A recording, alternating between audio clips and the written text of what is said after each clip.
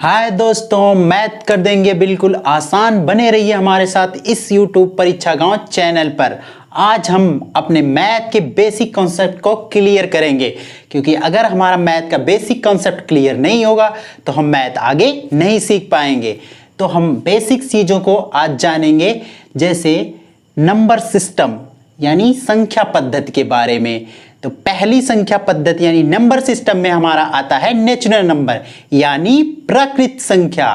प्राकृत संख्या यानी प्रकृति यानी ईश्वर ने हमें कुछ ऐसी चीजें दी हैं जो ईश्वर प्रदत्त हैं, वो अपने आप ही आ जाती हैं। जैसे हम किसी बच्चे से कहें कि आप गिनती स्टार्ट करो बेटा, तो वो कहेगा 1 2 3 4 5 एक्स्ट्रा एक्स्ट्रा यानी इन्फिनाइट तक। और फिर यदि हम किसी उससे बड़े लड़के से भी कहें तो वो भी 1 2 से ही स्टार्ट करेगा। तो इस तरह से हम प्रकृति में एक पेड़ को ले, अगर पेड़ को एक पेड़ है, उस किसी से भी पूछो कि वो कितने पेड़ हैं, वो कहेगा ये एक पेड़ है यानी 1 ट्री है। यदि उस पर 2 फल लगे हैं तो भी वो कहेगा इस पे 2 फ्रूट है यानी 2 फल है। यदि वो 3 फल होंगे तो भी उसको वो 3 फल कहेगा। तो इस तरह से ये जो नेचुरल नंबर यानी प्रकृति संख्या है, ये हमें प्रकृति द्वारा दी गई है। अब हम जानते हैं होल नंबर के बारे में कि ये संख्याएं पूर्ण कैसे हुई। पूर्ण ऐसे हुई कि हमने खोज की जीरो की, और जीरो के बाद हमने 1 2 3 4 स्टार्ट किया और 9 तक गए। और इसी संख्याओं से ब्रह्मांड में जितनी भी संख्याएं हैं यानी नंबर्स हैं, इन्हीं नंबरों से मिलकर बनता है, चाहे आपका वो मोबाइल नंबर हो या आधार नंबर हो या हाउस नंबर हो। अब हम इसके बाद अगर पूछें कि सबसे छोटी स्मॉलेस्ट जो नंबर यानी नेचुरल नंबर कौन सा है, तो आप कहोगे 1 है। और सबसे बड़ा पूछे तो वो अनंत है यानी उसकी गिनती नहीं की जा सकती है, इनफाइनाइट तक है। यदि होल नंबर सबसे छोटा पूछे तो आप कहोगे 0 है, और सबसे बड़ा होल नंबर पूछे यानी पूर्ण संख्या पूछे तो कहोगे आप अनंत हैं, बहुत सारी हैं, उसकी गिनती नहीं की जा सकती है।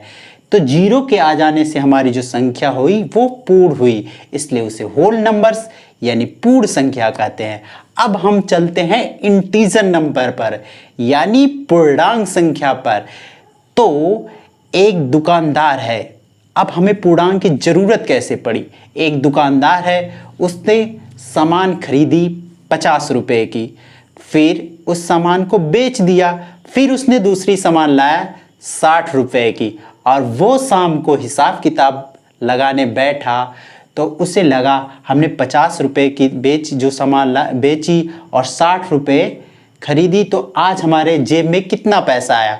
तो उसने देखा तो आज तो हमारे जीरो में -10 रुपया यानी उसके पास से 10 रुपया चला गया, यानी 10 रुपीज़ जो है उसके पास से चली गई, यानी वो माइनस में था, उसके जेब में पैसे नहीं थे, वो कल की अपेक्षा आज माइनस में चला गया। इस तरह जन्म हुआ माइनस का। तो जीरो के इधर की संख्याएं हम 1 -1 -2 -3 -4 इनफाइनाइट तक चले जाएं तो ये माइनस संख्याएं यानी ऋणात्मक संख्याएं कहलाई। और जीरो के इधर 1 2 3 4 5 6 7 यानी इनफाइनाइट अनंत तक चले जाएं, वो प्लस संख्याएं कहलाई।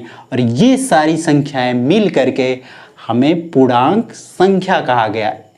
तो इसके बाद हम चलते हैं प्राइम नंबर पर यानी अभाज्य संख्या पर, यानी वे संख्याएं जो स्वयं से विभाजित हो जाए और 1 से विभाजित हो, उन संख्याओं को कहा गया अभाज्य संख्या यानी प्राइम नंबर। अंग्रेजी में कहें तो number that can only be divided itself and one without remainder. Example पे तौर पे लें, उदाहरण के तौर पे लें, तो वो संख्याएं होंगी 2 3 5 7 11 13 एक्सेट्रा एक्सेट्रा। तो इस तरह से कह सकते हैं कि सबसे जो छोटी प्राइम नंबर है यानी अभाज्य संख्या है वो 2 है, ना कि 1। अब ऐसे 1 नहीं है, आपके मन में सवाल उठता है कि 0 और 1 क्यों नहीं हो सकती। तो हमने कहा कि उसके 2 फैक्टर हों यानी उसके 2 गुणनखंड हो, वही संख्याएं अभाज्य संख्याएं कहलाएंगी। तो 1 की संख्या का जो है एक ही फैक्टर है 1, तो वो संख्या अभाज्य संख्या नहीं हो सकती, इसलिए सबसे छोटी अभाज्य संख्या 2 होगी। अब हम इसके बाद चलते हैं कंपोजिट नंबर पर या अभाज्य संख्या कह लो या संयुक्त संख्या पर। तो वे संख्याएं जिनको 2 से ज्यादा गुणनखंड हों, यानी 2 से ज्यादा फैक्टर हों, उन संख्याओं को हम कहेंगे कंपोजिट नंबर या संयुक्त संख्या। ये number which can has more than 2 factors is composite number. For example 2, 6, 8, 12, 14, 16 etcetera etcetera. अब देखते हैं 4 के हमारे फैक्टर कैसे बनेंगे, यानी गुणनखंड कैसे बनेंगे। तो 2 एक तो 1 हो जाएगा, 1 से विभाजित होगी, यानी 1 से भाग देने पर ये 4 बार जाएगा, यानी 1 चौगा 4, फिर 2 से विभाजित करेंगे, 2 दूनी 4, फिर 4 एकम 4। तो इस तरह से 3 फैक्टर बने, यानी 2 से ज़्यादा फैक्टर बने। तो ये कौन सी संख्या हो गई? कंपोजिट नंबर हो गई, यानी संयुक्त संख्या। तो सबसे छोटी जो संयुक्त संख्या है वो है 4, और सबसे बड़ी हम ज्ञात नहीं कर सकते। अब इसके बाद हम आते हैं इवन नंबर पर। तो इवन नंबर को वो कह सकते हैं वो संख्याएं जो 2 से पूरी तरह से कट जाए, पूरी तरह से भाग देने पर विभाजित हो जाए, वे संख्याएं सम संख्याएं कहलाती हैं। जैसे 2, 4, 6, 8, 10, 12, 14, 16 एक्सेट्रा एक्सेट्रा। अब इसके बाद आते हैं हम ऑड नंबर पर, यानी विषम संख्या पर। विषम संख्या ठीक सम संख्या की उल्टी, यानी वे संख्याएं जो 2 से या 2 से पूरी तरह से विभाजित ही ना हो, यानी 2 से विभाजित ना हो, तो वो संख्या क्या कहलाएंगी? वो संख्याएं तो विषम संख्याएं कहलाएंगी। जैसे 3 हो गया, जैसे 5 हो गया, 7 हो गया, 9 हो गया, 11 हो गया, 13 हो गया, एक्सेट्रा एक्सेट्रा बढ़ाते चले जाइए। जितनी भी संख्याएं 2 से विभाजित नहीं होगी, सीधे सीधे उनको कह दीजिए ये ऑड नंबर हैं। सबसे छोटा ऑड नंबर 1 होगा, क्योंकि 1 जो है 2 से विभाजित नहीं हो सकता। और सबसे बड़ा ऑड नंबर खोजने कह दिया जाए तो आप खोज नहीं सकते, बहुत सारी संख्या होंगी, आप इनफाइनाइट तक ऐसे अनंत तक करते जाइए, नहीं मिलेंगी। अब हम चलते हैं अगला रेशनल नंबर पर, इंपॉर्टेंट रेशनल नंबर। तो रेशनल नंबर यानी परिमेय संख्या की परिभाषा बनती है कि वो संख्या जिसे P/Q के रूप में परिभाषित किया जा सके, वो संख्याएं परिमेय संख्या कहलाती हैं, जहां Q बराबर 0 ना हो। यानी हम कह सकते हैं कोई संख्या 5/0 लिखिए, तो ये संख्या जो है परिमेय संख्या नहीं हो सकती, क्योंकि हमें कहा गया P/Q, जहां P बराबर Q नहीं हो। ठीक है, अंग्रेजी में या इंग्लिश में कहें इसको तो which can be represent as fraction or in the form P/Q, Q not equal to 0 called rational numbers। तो रेशनल नंबर के एग्जाम्पल के तौर पे ले लो 1, 2, 3, 4, 5, 6, 7, यानी जितनी भी संख्याएं हैं सारी संख्याएं रेशनल नंबर यानी परिमेय संख्या हैं, जिनको P/Q के रूप में किया जा सके। जैसे 1 को हम भी 1/1 लिख सकते हैं, 2 को भी 2/1 या 2/2, या 3 को भी लिख सकते हैं 3/2 या 3/1। ये सारी संख्याएं क्या कहलाएंगी? परिमेय संख्याएं कहलाएंगी। परिमेय संख्या को एक और तरीके से जाना जा सकता है, वो क्या तरीका है? Not terminating but repeating. यदि कोई संख्या पूरी रूप से विभाजित नहीं हो रही हो, लेकिन वो बार बार रिपीट कर रही हो, यानी उसका भागफल जो बार बार रिपीट कर रहा हो, वो संख्याएं भी परिमेय संख्याएं कहलाएंगी।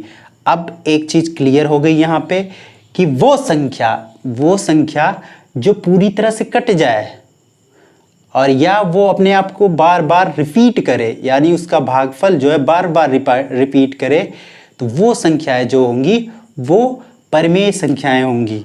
अब कहने का मतलब एग्जाम्पल के तौर पे ले लें 10/3, यानी 10 में भाग दें हम 3 से। अब 10 में हम 3 से भाग देते हैं, डिवाइड करते हैं, तो 3 3 जा 9। अब यहाँ से अगर हम माइनस करें तो बचेगा 1। फिर यहाँ दशमलव या पॉइंट लगाएं तो फिर यहाँ 0 कर ले, फिर 3 3 जा 9, फिर वहाँ 1 बचा, फिर 3 3 जा 9, फिर वहाँ 1 बचेगा, फिर 3 3 जा, यानी ये अपने आप को रिपीट करती हुई जा रही हैं, यानी इनका भागफल रिपीट होता जा रहा है। तो भी ये संख्या क्या होगी, ये संख्या रेशनल नंबर होगी, यानी परिमेय संख्या होगी। अब एक और एग्जाम्पल ले लें हम, तो वो एग्जाम्पल ले लें 2/9, यानी 2/9। इसको भी हम विभाजित करें यदि, तो ये जा नहीं सकता तो दशमलव लगा लिया हमने, यहाँ 0 ले लिया, फिर 9 9 1 जा 9, 9 2 जा 18, यानी 0.2, फिर 18, फिर 2 ले लिया, फिर 0 ले लिया, फिर 9 2 जा 18 कर लिया, फिर 2 आ गया, फिर 0 ले लिया। तो इस तरह से ये भी रिपीट करती हुई जा रही है, तो भी ये संख्या रेशनल नंबर होगी, यानी परिमेय संख्या होगी। और दूसरी चीज, यदि वो पूरी तरह से कट जाए, पूरी तरह से कट जाए, जैसे 10/2, तो 10 में हमने डिवाइड कर दिया 2 से, 2 5 जा 10, पूरी तरह से कट गई, 2 पंजे 10, यहाँ से कुछ ना बचा, तो भी ये संख्या क्या होगी, परिमेय संख्या होगी। और इसके अतिरिक्त जो संख्याएं होंगी वो संख्याएं परिमेय संख्याएं नहीं होगी। अब आते हैं अपरिमेय संख्या पर। अपरिमेय संख्या यानी इरेशनल नंबर पर। तो अपरिमेय संख्या वो संख्याएं होती हैं जिन्हें हम P/Q के रूप में परिभाषित नहीं कर सकते हैं। वो संख्याएं इरेशनल नंबर या अपरिमेय संख्याएं होती हैं, जैसे पाई। पाई आपने के दिमाग में आता है, पाई का मान तो हम लोग मैथ में जहाँ भी यूज करते हैं वो 22/7 के रूप में यूज करते हैं, लेकिन ये जो इक्वल मान होता है पाई का वो 22/7 नहीं होता है। ये हम अप्रॉक्स मान के चलते हैं कि पाई का मान 22/7 होता है। और इनकी जो है ना ही ये टर्मिनेट होती हैं और ना ही अपने आप को रिपीट करती हैं, इसलिए इसको हम पाई को हम अपरिमेय संख्या के रूप में रखते हैं या अपरिमेय के रूप में रखते हैं। और एग्जाम्पल जैसे रूट में 3, रूट में 5, रूट में 6, रूट में 7 एक्सेट्रा एक्सेट्रा, ये सारी संख्याएं जो होती हैं वो इरेशनल नंबर यानी परिमेय संख्या, अपरिमेय संख्या होती हैं। इसके बाद जो होता है रेशनल और इरेशनल, रेशनल प्लस इरेशनल संख्याएं बनके, नंबर्स बनके रियल नंबर या वास्तविक संख्या बन जाती हैं। तो वास्तविक संख्या में हम परिमेय संख्या को भी रख सकते हैं और अपरिमेय संख्या को भी रख सकते हैं। इस तरह से हमारे हर बेसिक मैथ के हर क्यों का जवाब मिल गया कि प्राकृत संख्या पूर्ण संख्या। हम पूछ लें कि क्या सारी प्राकृत संख्याएं पूर्ण संख्या हैं, तो आप कहोगे यस, जितनी भी प्राकृत संख्याएं हैं पूर्ण संख्या हो सकती हैं, लेकिन सारी पूर्ण संख्याएं प्राकृत संख्याएं नहीं हो सकती, यानी सारे होल नंबर्स जो है नेचुरल नंबर नहीं हो सकते, क्योंकि नेचुरल नंबर में 0 नहीं होता है। एक क्यों का जवाब मिला। सेकंड क्यों का जवाब ये मिला कि क्या सारी पूर्ण संख्याएं, पूर्णांक संख्याएं पूर्ण संख्या हैं, तो ये भी नहीं है, क्योंकि जो पूर्ण संख्या होती है उसमें माइनस नहीं होता है, जो पूर्णांक संख्या होती हैं उसमें माइनस होता है। ये सारे क्यों का जवाब आपको मिल गया। आपको ये भी मिल गया कि पाई अपरिमेय संख्या क्यों नहीं, यानी रैशनल नंबर क्यों है, ये रैशनल नंबर क्यों नहीं हो सकता, तो इसका भी आपको जवाब मिल गया। तो आज के लिए इतना ही। कल हम और मैथ के कुछ आसान टिप्स को समझेंगे, बेसिक नॉलेज को समझेंगे, और फिर हम धीरे धीरे इस मैथ के बेस को बनाएंगे और शिखर तक आपको आसानी से ले जाएंगे। जिसको मैथ ना भी आती होगी सबको आएगी। बस आप इस हमारे परीक्षा गांव चैनल को लाइक, सब्सक्राइब और अपने सभी ग्रुप्स में दोस्तों के साथ शेयर कीजिए। तो आज के लिए इतना ही। जय हिंद।